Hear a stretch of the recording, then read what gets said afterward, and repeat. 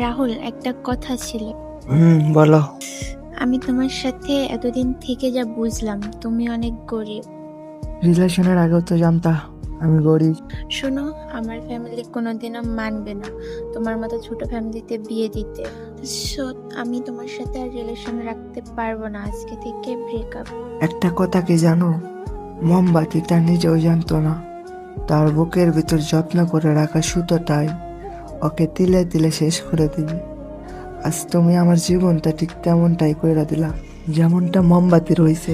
শোনো, এত কথা বলার টাইম নাই, তুমি আমাকে ফোন বা এসএমএস দিবা না। So good bye. কি বুঝলা তোমরা? গরিব হয়ে আসাটাই ভুল, গরিবদের কোনো মূল্য নাই ভাই। তো ভালো লাগলে অবশ্যই একটা ফলো করে দিও।